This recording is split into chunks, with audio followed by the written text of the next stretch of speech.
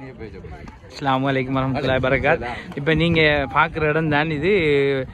ஒளிவில் பாலத்துக்கு ஒரு 300 மீட்டர் 400 மீட்டருக்கு அங்கால் இருக்கிற பாலம் தான் உடைஞ்சிருக்கு. இதில் உண்மைத்தன்மையை சரியான முறையில் யாரும் செல்லலை, நானும் பார்க்கல. அதனால தான் ரியாஸ் ஸ்ரீலங்கன் நௌசாத் நேரடியாக வரக்கிடைக்க ஒரு சந்தர்ப்பம் கிடைச்சிச்சு.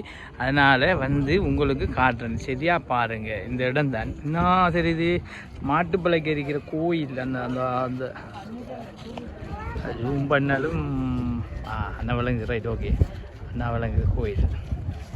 ரைட்.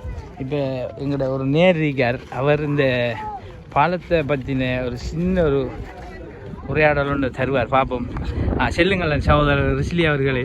நான் கதைச்சா உங்களுக்கு கேட்குமா? ஓ, அழகா கேட்கு. காது கேட்கலன்னு சொல்லி இல்லை இல்லை, அப்படி ஒன்றும் இல்லை, அழகா சொல்லுங்க. சரி நேர்களே, இந்த பாலம் உடையவில்லை, சரியான கீழுக்கு இந்த மண்ணை அப்படி கீழே அப்படி தள்ளி பாலம் கீழே குந்தி விட்டு ரோட்டை விட்டு அதான் நடந்திருக்கு. பாலத்தில் எந்த விதமான சேதாரம் கொண்டு நடக்கவில்லை. பாலம் அழகா இருக்கு.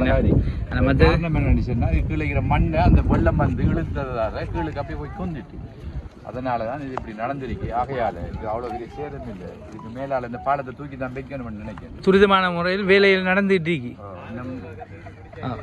அங்கால இஞ்சாலையும் 2 வருஷம் தூக்கினா மண்ணை போட்டு அடைச்சிடலாம் முளைக்கு.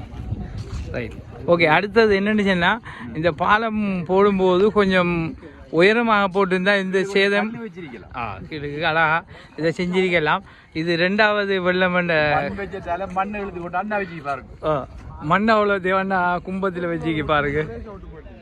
ரைட், மண்ணெல்லாம் தூக்கி கொண்டு அண்ணா வச்சிருக்கு, இன்னும் வச்சிருக்கு. பாலத்துக்கு கீழே வச்சு பாலத்துக்கு கீழே இருந்த மண்ணெல்லாம் எடுத்து